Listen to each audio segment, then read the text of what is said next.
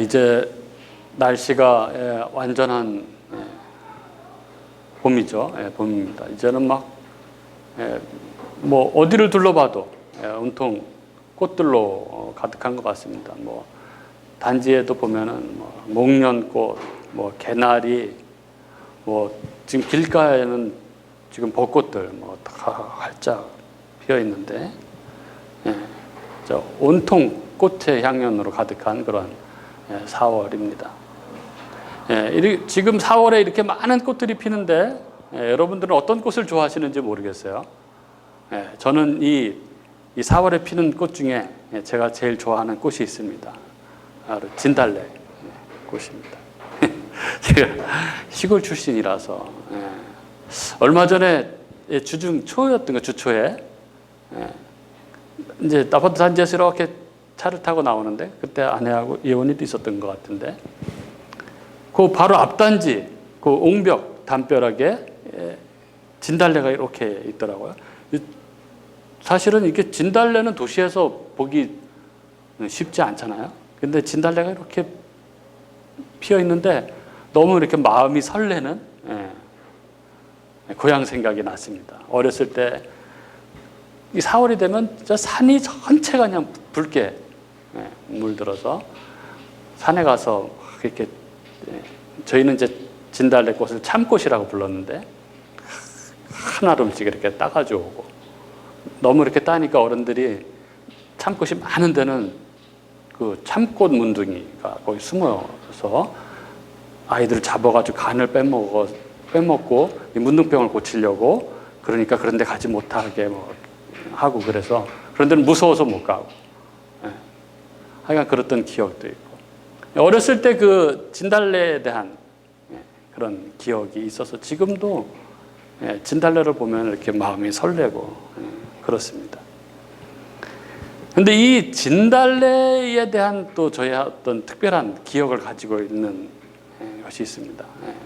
글인데, 제가 그 글을 읽으면서 굉장히 감동이 됐어요. 아, 이분은 이걸 다 아시는구나, 이런 생각을 했었는데, 누구냐 하면은 제가 존경했던 우리 지식인, 이분은 진짜 지식인이다, 이렇게 생각했던 우리 이어령 교수.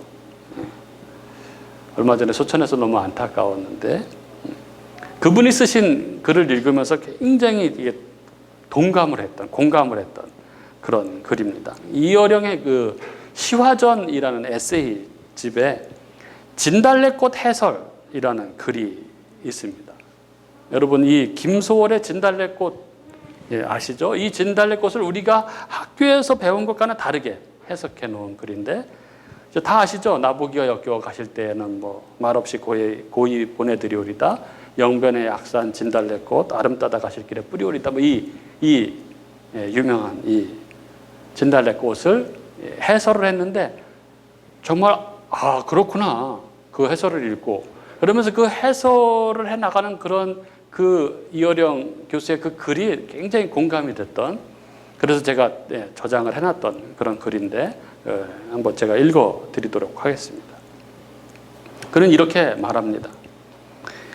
우리에게 가장 널리 알려져 있는 시, 그러나 가장 잘못 읽혀져 온 시, 그것이 바로 김소월의 진달래꽃이다. 거의 모든 사람들은 진달래꽃이 이별을 노래한 시라고만 생각해 왔으며, 심지어는 대학 입시 국어 문제에서도 그렇게 써야만 정답이 되었다. 하지만 나보기가 역겨워 가실 때에는 말없이 고이 보내드리오리다라는 그 첫 행 하나만 조심스럽게 읽어봐도 그것이 결코 이별만을 노래한 단순한 시가 아니라는 것을 간단히 알 수 있다. 왜냐하면 가실 때에는 또 드리오리다와 같은 말에 명백하게 드러나 있듯이 이 시는 미래 추정형으로 쓰여져 있기 때문이다. 영문 같았으면 if로 시작되는 가정법과 의지 미래형으로 서술되었을 문장이다. 이 시 전체의 서술어는 드리오리다, 뿌리오리다, 없소서, 흘리오리다로 전문에 모두 의지나 바람을 나타내는 미래의 시제로 되어 있다. 그렇기 때문에 실제적 의미로 보면 지금 님은 자기를 역겨워하지도 않으며 떠난 것도 아니다. 오히려 그들은 지금 이별은커녕 열렬히 사랑을 하고 있는 중임을 알 수 있다. 그런데도 이 시를 한국 이별가의 전형으로 읽어온 것은 미래 추정형으로 된 진달래꽃의 시제를 무시하고 그것을 현재나 과거형으로 진술한 이별과와 동일하게 생각해왔기 때문이다. 중략하겠습니다. 이러한 오독으로 인해서 고이 보내드리오리다나 죽어도 아니 눈물 흘리오리다와 같은 시의 역설이 한국 여인의 덕으로 풀이되기도 하고 급기야는 이 시를 명심보감이나 양반집 내훈의 대역에 오르도록 했다. 그러나 자기를 역겹다고 버린 님을 원망은커녕 꽃까지 뿌려주겠다는 인심 좋은 한국 여인의 관용이 그리고 눈물조차 흘리지 않겠다는 극기의 그 여인상이 진달래꽃의 메시지였다면 그 시는 물론이고 진달래꽃의 의미조차도 우스워진다. 진달래꽃은 결코 점잖은 꽃, 자기 억제의 꽃이라고는 할 수 없다. 그것은 울타리 안에서 길들여진 가축화한 관상용 꽃이 아니다. 오히려 겨우 내내 야산의 어느 바위 틈이나 벼랑가에 숨어 있다가 봄과 함께 분출한 춘정을 주체할 바 모르는 야속의 꽃, 야생의 꽃인 것이다. 더구나 영변 약산에 피는 진달래꽃은 그 색깔이 짙기로 이름나 있다. 온 산 전체를 온통 불태우는 꽃으로 신윤복에 그린 이 연소 답청에서 보듯 남자들과 낙이 타고 산행을 하는 기녀들의 머리에 꽂았을 때 가장 잘 어울리는 꽃인 것이다. 그런 진달래가 이별의 슬픔을 억제하고 너그러운 덕을 상징하는 자리에 등장하는 꽃이라니 말도 안 되는 소리이다. 그러면서 생략하고 이렇게 글을 맺습니다. 김소월의 진달래꽃은 한 세기 가까이 긴 세월을 두고 오독되어 온 셈이다. 그러니까 잘못 이해됐다, 잘못 읽혀졌다는 것이죠. 그러나 그것은 단순한 이별의 노래가 아니다. 역겨움과 떠남이 미래형으로 서술되어 있는 한 사랑은 언제나 지금인 것이다. 사랑을 현재형으로, 이별을 미래형으로 이야기하고 있는 소월의 특이한 시적 시제 속에서는 언제나 이별은 그 반대편에 있는 사랑의 기쁨과 열정을 가리키는 손가락에 구실을 한다. 그러한 모순과 역설의 이중적 정서를 가시화하면 봄마다 약산 전체를 불타오르게 하는, 그러면서도 바위 틈 사이에서 하나하나 외롭게 피어나는 진달래 꽃잎이 될 것이다. 이렇게 적고 있습니다. 오늘 이 오독, 잘못 읽는, 잘못 해석하는 그런 오독하지 않는 것, 어떤 글이 가지고 있는 그 본래의 정서를 바르게 이해하는 것이 얼마나 중요한 것인지를 깨닫게 하는 그런 글이 아닐 수 없습니다. 오늘이 종려주일이죠. 종려주일이란 예수님께서 이 십자가 죽음을 위해서 예루살렘 성에 입성하신 날을 기념하는 절기입니다. 예수님께서 이날 나귀 새끼를 타시고 예루살렘에 입성하셨고 많은 사람들이 겉옷을 길에 펴고 종려나무가지를 흔들며 호산나를 외쳤습니다. 그래서 스가랴 9장 9절에 예언된 그대로 호산나를 외쳤던 거죠. 그래서 호산나 주일이라고도 부르는 날입니다. 오늘 우리가 이 종려주일을 맞이해서 우리가 나누는 오늘 이 본문이 이런 오독이 아주 많이 존재하는 그런 본문이 아닌가, 그런 생각을 합니다. 오늘 이 본문 안에서 우리가 오독해왔던 것들을 다시 한번 우리가 깊이 상고하는 그런 시간이 되었으면 좋겠습니다. 우리 교우님들은 그리스도의 고난하면 무엇이 가장 먼저 떠오르는가요? 아마 일반적으로는 십자가에 달리신 그 예수님의 육체적 고난을 상상할 것입니다. 하지만 우리는 복음 공부를 했죠. 복음 공부를 한 우리들에게는 이 예수님의 고난이 단순히 십자가상의 육체적 고난만이 아니라는 것을 우리는 잘 압니다. 그리스도의 고난은 그것이 단지 십자가형이 가져다주는 육체적 그런 고통뿐만이 아니라 우리의 죄 때문에 단 한 번도 아버지와 분리된 적이 없으신 그 독생자, 그 아들 예수 그리스도께서 하나님 아버지로부터 버림받으시는 그 고통, 그분께서 십자가상에서 엘리 엘리 라마 사박다니 외치셨던 하나님 하나님 어찌하여 나를 버리셨나이까 하는 우리 죄에 대한 하나님의 진노를 그 십자가에서 받으신 것, 그것으로 말미암는 이 하나님 아버지와의 분리됨에 있다는 것을 우리는 배웠습니다. 그런데 우리가 이 그리스도의 고난에 대해서 생각할 때 우리가 범하기 쉬운 오도, 즉 우리가 방관해 버리는 부분이 있습니다. 그것은 우리가 그리스도의 고난을 이처럼 십자가상에서의 고난으로만 국한된 것으로 생각하는 것입니다. 무슨 얘기냐 하면 실상 그리스도의 고난은 그리스도의 생애 전체였다는 것이죠.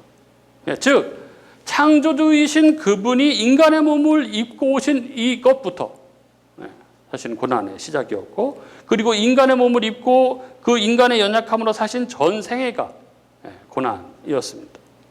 만왕의 왕, 만주의 주이신 그리스도께서 종의 모습으로 오셔서 일생을 사탄의 유혹과 불의한 이 세상의 핍박과 억압을 받으시고 그 생애 마지막에 십자가에서 고난을 받으신 것입니다. 그리고 여기에 더하여 그리스도께서는 우리가 이해할 수 없는 그런 고난을 받으셨습니다. 그것은 무엇이냐 하면 그분이 바로 하나님이시기 때문에 우리 사람으로는 볼 수 없는 것까지 그분은 볼 수 있으셨고, 우리가 알 수 없는 것까지 그분은 아시는 분이시기 때문에 더하여 받으신 고난입니다. 그리고 이것은 오늘 우리가 살피게 될 이 영광스러운 입성, 예루살렘의 이 왕으로 행차하시는 장면에 아주 잘 나타납니다. 고난주간의 첫째 날, 이 영광의 입성 속에서 그리스도의 고난을 우리가 더욱더 깊이 묵상할 수 있는 그런 시간이 될 수 있기를 바랍니다. 입성, 예수님께서는 이제 자신의 마지막 사명을 감당하기 위해서 예루살렘으로 들어가십니다. 오늘 본문 12절 13절에 보면은 예수께서 예루살렘에 입성하실 때에 이때 성경은 명절에 온 큰 무리가 예수가 오신다는 소식을 듣고 종려나무 가지를 가지고 맞으러 나가 호산나 찬송하리로다. 주의 이름으로 오시는 이 곧 이스라엘의 왕이여 라고 외치며 열렬히 환영하고 환호했다라고 기록합니다. 여기에서의 이 명절은 바로 유월절을 이야기하는 것입니다.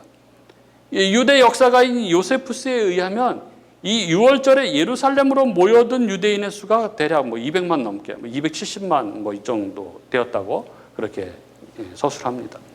유대인들은 이 율법에 근거해서 절기 때마다 의무적으로 성전이 있는 예루살렘에 모여야 했습니다.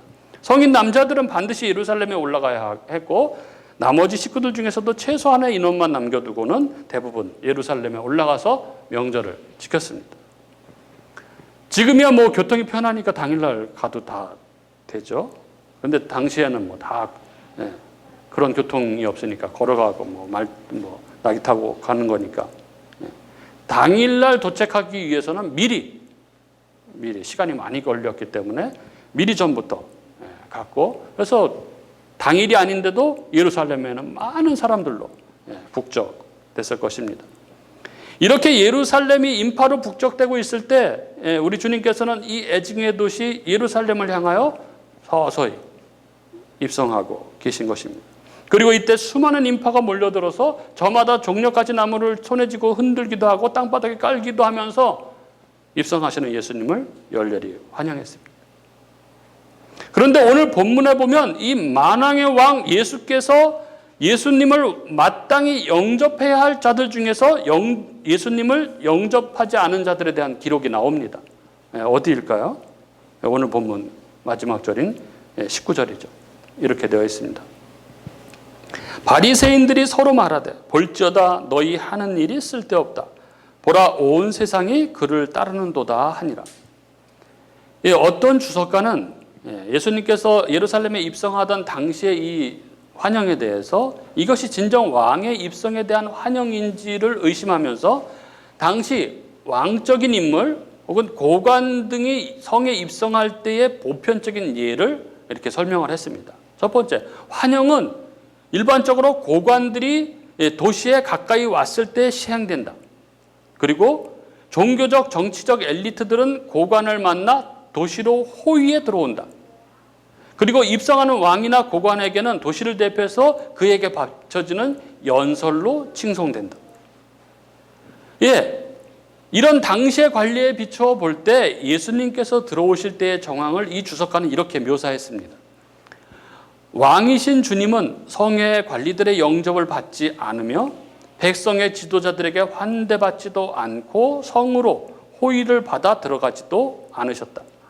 바리새인들이 거부를 드러내고 대제사장과 다른 관리들이 여기에 나타나지 않은 것은 만왕의 왕 되신 예수님에 대한 모욕이다.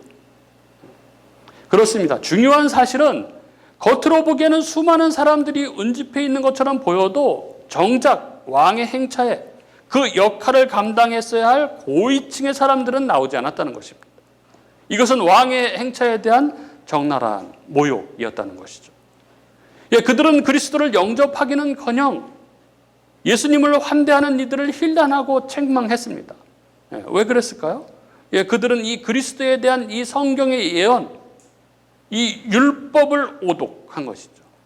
율법이 진정 무엇을 가리키고 있었는지, 그건 율법의 의로는 구원을 받을 수 없다는 것을 깨닫게 해서 그리스도를 바라보도록 하게 한 이 율법의 본질을, 이 율법을 오독한 것입니다. 그래서 율법의 외형적인 것에만 집착했던 것이죠. 그리고 그 결과 그들은 만왕의 왕이신 그리스도를 영접하지 못하고 결국 그를 십자가에 못 박아 죽게 한 것입니다. 오늘 여기 그리스도의 이 영광스러운 입성의 저변에 성경에 대한 무지와 오독으로 거부와 대적 그리고 모욕과 저주의 꽃이 피어오르고 있음을 우리는 보게 됩니다. 그리고 오늘 본문 가운데 우리가 깊이 상고해야 할 오독이 또한 존재합니다. 바로 오늘 본문 12절 13절에 이 예수님을 열렬히 맞고 있던 무리들입니다. 종려나무 가지를 흔들고 호산나를 외치고 있던 큰 무리들이죠. 12절 13절은 이렇게 적고 있습니다. 그 이튿날에는 명절에 온 큰 무리가 예수께서 예루살렘으로 오신다는 것을 듣고 종려나무 가지를 가지고 맞으러 나가 외치되 호산나 찬송하리로다. 주의 이름으로 오시는 이 곧 이스라엘의 왕이시여 하더라. 그렇다면 저 사람들은 예루살렘의 지도자들, 즉 바리새인들과는 달리 예수님을 진정한 메시아로, 그래서 자신들을 구원해 주실 진정한 왕으로 그렇게 맞이하고 있는 것일까요?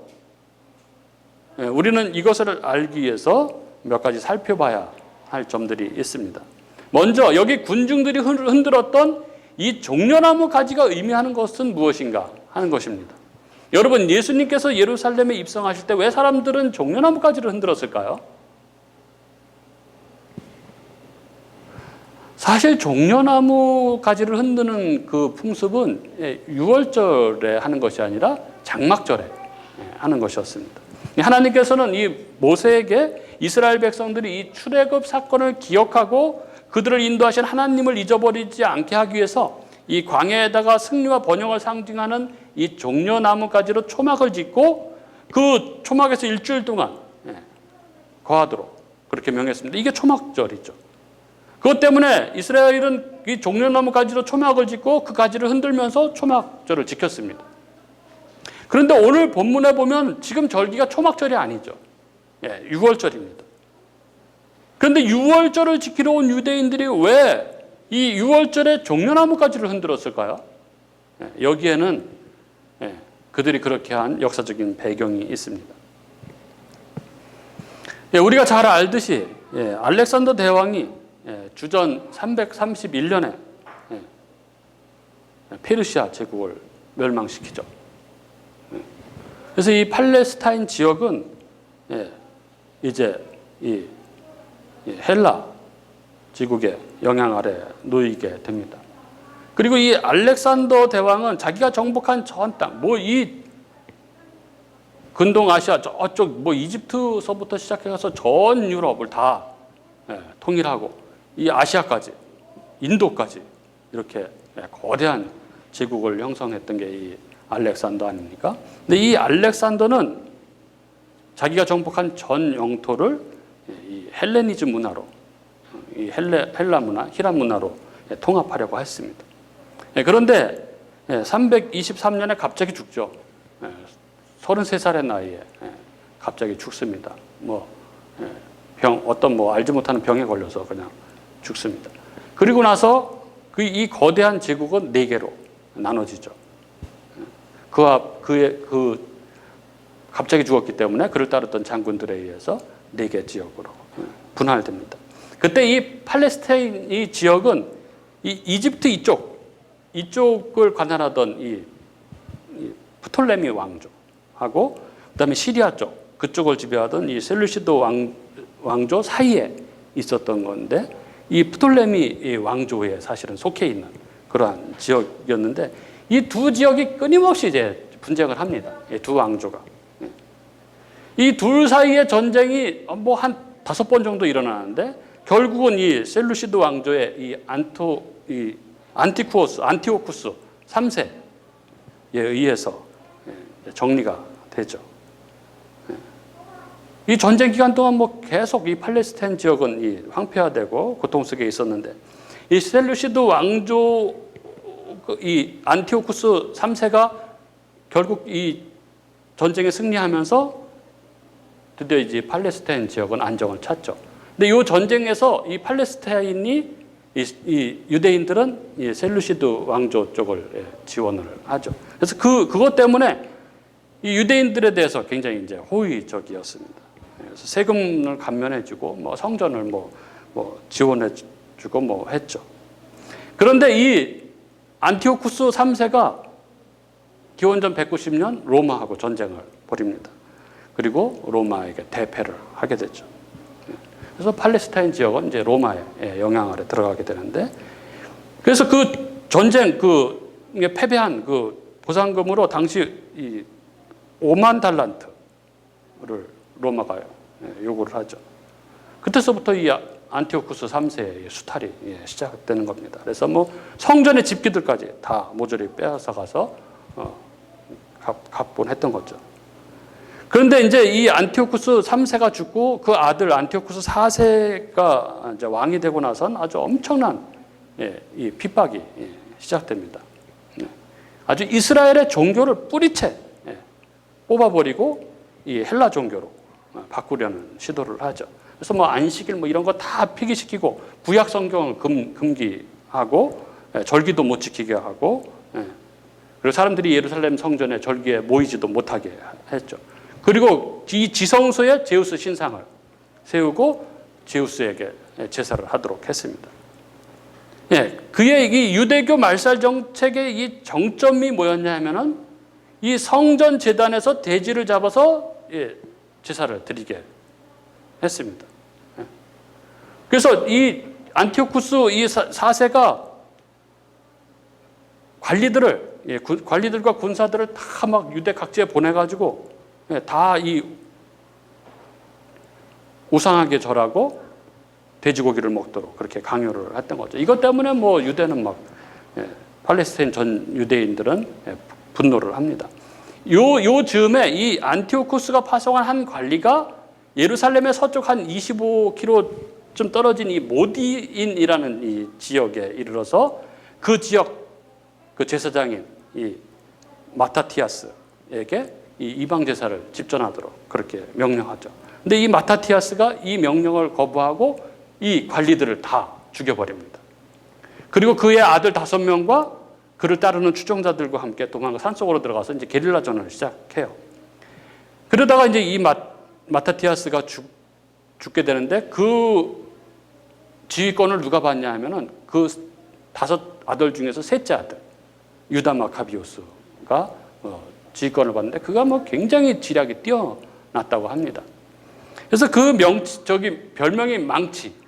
하도 이 게릴라전을 잘해서 치고 빠지는 걸 잘해서 이게 망치라는 별명을 얻었는데 이 망치라는 이 언어 자체가 마카비였던 것이죠. 근데 그의 이름도 유다 마카비우스였고, 그러니까 그를 마카비라고 불렀습니다. 결국 3년 만에 이 마카비가 이 셀루시드 왕조를 그 군대를 물리치고 성전을 회복하고 하나님께 성전 봉헌 제사를 드립니다. 이렇게 마카비에 의해서 성전이 청소되고 제사를 드린 것을 기념하는 절기가 유대인들이 지금도 지키고 있는 이 하누카 수전절입니다. 빛의 절기라고 하는 촛불을 이게 8개짜리 촛불을 이게 불을 8일 동안 불을 밝히는, 그래서 막 온통 뭐 그 촛불 바다 대경관이 펼쳐진다고 하는데, 그 성전을 회복하고 성전 제사를 드리려고 하는데 그 성전 제단의 그 등에 그 불을 밝히는 그 기름이 하루치밖에 없었다는 거예요. 근데 그 기름을 다시 마련하는데 뭐 한 8일 정도가 걸렸는데, 그리고 그 성전 봉헌할 때까지 한 8일 걸렸는데, 이게 하루치 기름이 8일 동안 꺼지지 않았다는 거예요. 그래서 지금도 그걸 기념해서 이렇게 촛불을 밝히는 그 축제가 이제 하누카, 성전 탈환절, 성전 봉헌절인 것이죠. 그때 이 유대인들이 마카비를 메시아로 추앙을 했습니다. 드디어 하나님이 보내신 메시아가 자기들을 구원해 줬다고 그렇게 아는 거죠. 그래서 이 마카비가 예루살렘에 입성할 때 유대인들은 종려나무 가지를 흔들면서 호산나를 외쳤다고 합니다. 그러나 이 마카비로부터 시작된 이 하스몬 왕조는 그 내분과 외세의 침공으로 금세 지리멸렬하고 유대인들이 꿈꿨던 그 다윗 왕국의 그 풍요는 돌아오지 않았던 것이죠. 그래서 유대인들은 다시 이 유다 마카비와 같은 강력한 힘을 가지고, 이 마카비가 자기들을 구원해 주었듯이 자기들이 지금 억압하고 있는 로마로부터 자신들을 구원해 줄 정치적 군사적인 메시아를 기다리고 있었던 것입니다. 그런데 자기들 눈앞에 어떤 분이 나타난 거예요. 오병이어로 5,000명을 배불리 먹게 하시고, 그분의 말 한마디에 소경이 눈을 뜨고 귀머거리가 귀가 열리고 문둥병이 났고 중풍병자가 일어나고 귀신이 쫓겨나는 일이 벌어진 것입니다. 그리고 들리는 소문에 의하면 죽었던 사람이 다시 살아났다는 이야기가 화다하게 퍼진 것이죠. 그들은 생각한 것이죠. 드디어 하나님께서 우리에게 메시아를 보내셨구나. 이제 우리 이스라엘은 로마 압제에서 벗어나 이제 풍요롭게 살 수 있게 되었구나. 그 흥분했던 것이죠. 그러니까 지금 예수님의 입성 시에 이 종려나무 가지를 흔들었던 이 사람들이 예수님을 마치 마카비 장군처럼 그렇게 생각했다는 것을 알 수 있습니다. 이 이스라엘의 유대인들의 독립전쟁을 이끌었던 이 마카비 장군처럼 이 마카비 장군을 맞이하듯이 그런 마음으로 예수님의 입성을 맞이하면서 종려나무 가지를 흔들었던 것입니다. 그 다음 살펴볼 것은 이들이 이 예수님의 입성을 환호하며 외쳤던 외침이었습니다. 오늘 보면은 종려나무 가지를 흔들면서 뭐라고 외칩니까? 호산나라고 외치죠. 이 호산나라는 말은 우리를 구원하소서, 이런 의미입니다. 그러니까 이스라엘 백성들이 종려나무 가지를 흔들며 호산나, 즉 우리를 구원하소서 이렇게 외쳤던 것입니다. 그리고 이 호산나는 시편 118편에 나오는 구절입니다. 시편 118편 25절에 여호와여 구하옵나니 이제 구원하소서.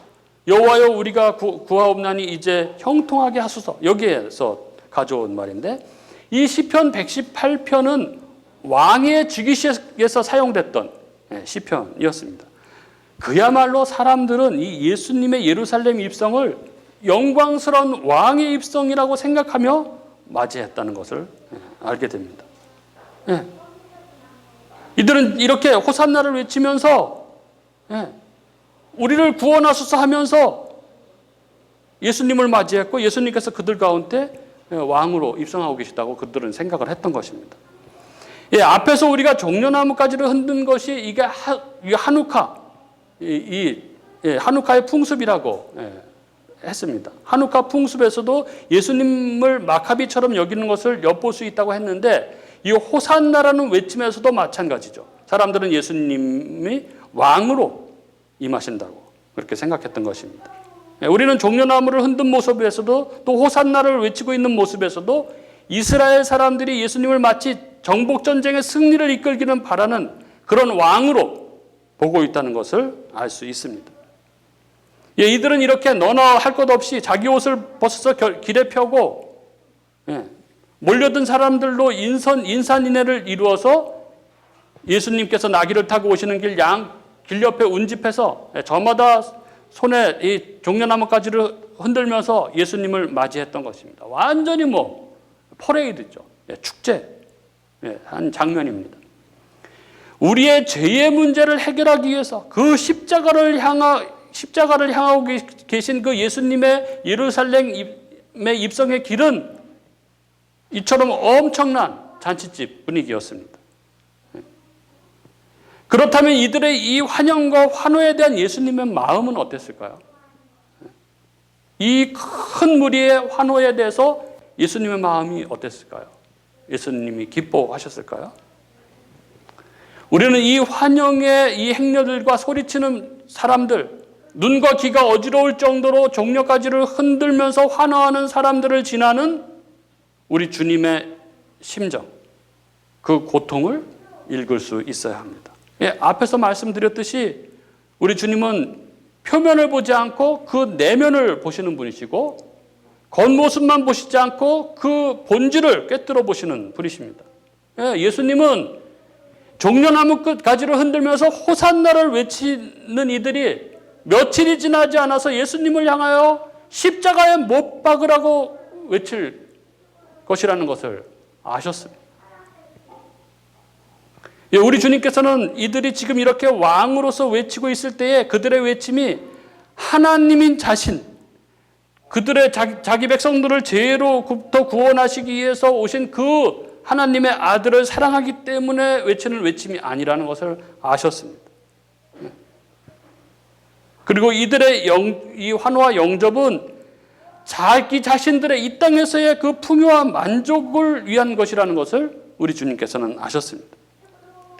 그리고 곧 그 기대가 무너지면 곧바로 저들이 자신을 십자가에 못 박아 죽게 할 당사자라는 사실을 우리 주님께서는 다 알고 계셨습니다.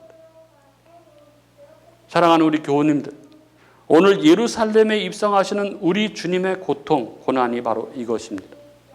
우리 주님은 모든 사람들의 이 열렬한 환영 속에서 가장 커다란 고독, 가장 지독한 슬픔을 맛볼 수밖에 없었습니다. 이것이 이 환영 인파 속에서의 그리스도의 고난입니다. 오늘 우리 주님의 이 고통의 본질은 이 죄 때문에 허물어져 버린 이들의 이 환호의 이유를 다 아시는 채로 이 거짓된 환호 속에 지나가시는 일이었습니다. 우리 주님이 창조한 가장 아름다운 창조물, 보시기에 좋았다라 말씀하신 당신의 형상으로 창조하시고 그 모든 피조물을 다스리시며 하나님 나라의 복락을 누리도록 창조하신 그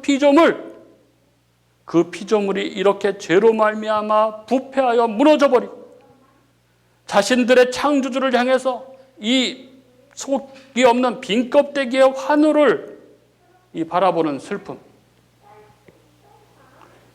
그래서 이제 곧 저들이 그 죄악의 실상을 드러내어서 하나님을 대적하고 이제 곧 자신을 십자가에 못 박으라고 소리칠 이들이 될 것이라는 것을 알고 계시는 그 슬픔.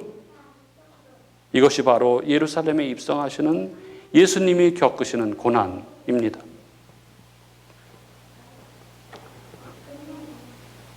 그러나 여러분, 오늘 본문에는 그럼에도 불구하고 우리에게 소망이 있음을 발견하게 됩니다.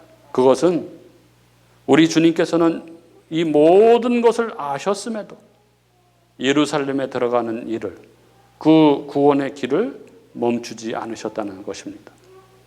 오늘 4절 5절 이렇게 말씀하고 있죠. 예수는 한 어린 나귀를 보고 타시니 이는 기록된 바 시온 따라 두려워하지 말라. 보라 너의 왕이 나귀 새끼를 타고 오신다 함과 같더라. 앞서 12절 13절에 큰 무리들이 외치고 있습니다. 호산나 주님의 이름으로 오시는 이 곧 이스라엘의 왕이요. 그런데 뒤이어 14절 15절에 우리 주님은 나귀 새끼를 타고 입성하십니다. 공관복음에 보면 주님께서 일부러 나귀를 가져오도록 하시고 타셨다는 것이 잘 설명되어 있습니다. 왜 나귀 새끼입니까? 그 의미를 스가랴서는 이렇게 설명합니다. 시온에 따라 크게 기뻐할지어다. 예루살렘에 따라 즐거이 부를지어다. 보라, 내 왕이 내게 임하시나니 그는 공의로우시며 구원을 베푸시며 겸손하여서 나귀를 타시나니 나귀의 작은 것 곧 나귀 새끼니라. 예, 우리 주님은 공의로우신 분, 구원을 베푸시는 분, 예, 겸손의 왕이십니다. 하나님이신 그분이 우리의 죄를 위하여 이 땅에 오셔서 우리를 대신하여 죽으시는 겸손의 왕이시기 때문에 나귀를 타신 것입니다. 예, 지금 여기 이 죄의 문제를 직시하지 못한 채 이 땅의 영화만을 구하는 그 헛된 외침과 공허한 환호가 가득한 그 무리 사이를 뚫고 그 무리들의 예수님에 대한 지독한 오독을 뚫고 나귀를 타시고 십자가를 향하여 나아가신 우리 주님. 이들의 마음의 중심을 다 아시기에 그 환호가 커지면 커질수록 우리 주님의 슬픔과 고통은 더욱더 커졌을 것입니다. 그러나 그럼에도 불구하고 우리 주님께서는 그 길을 멈추지 않으시고 그 길을 바꾸지도 않으시고 나귀 새끼를 타시고 예루살렘에 입성하고 계십니다. 예, 오늘을 시작으로 예수님의 고난주간이 시작됩니다. 이 고난주간에 우리가 주님의 고난을 깊이 묵상하고 그래서 우리들에게 혹여 남아있지도 모르는 그리스도에 대한 오독이 씻겨지고 주님의 고난에 깊이 참여하는 저와 여러분이 될 수 있기를 주님의 이름으로 축복합니다.